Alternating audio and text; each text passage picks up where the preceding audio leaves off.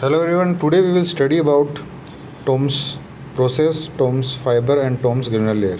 So these are the three terms mostly used in the dental histology. So we will study these three terms.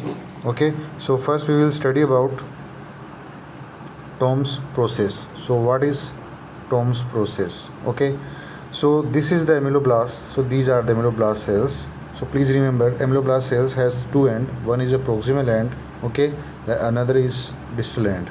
Distal end towards the basement membrane or towards the inner basement membrane of the inner enamel epithelium, okay.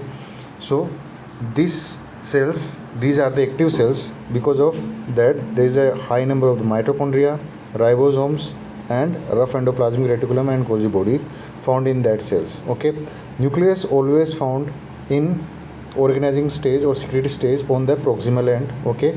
On distal end of the ameloblast there is a process. So this is the process on the distal end. That process called as a Tom's process, okay. So please remember one thing, that this is the proximal end, this is the distal end. So this end secrete the enamel, that is the there is a no road, enamel road in that enamel, and enamel that secreted by the Tom's process that has a enamel road. So this enamel is enamel roadless enamel, okay, and this enamel has a enamel road, okay.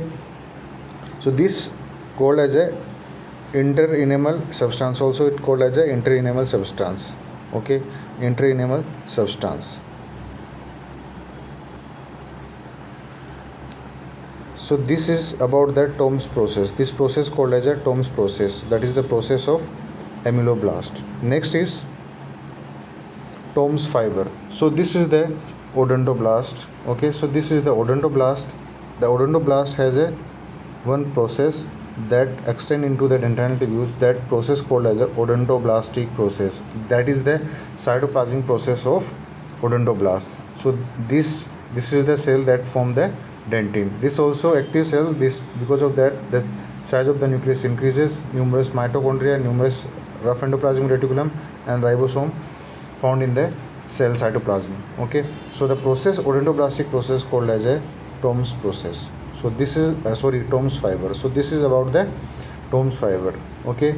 Now another term that is called as a Tom's granular layer. So this is the layer seen in the ground section of the tooth. So ground section that involve the mostly the root portion of the tooth, okay.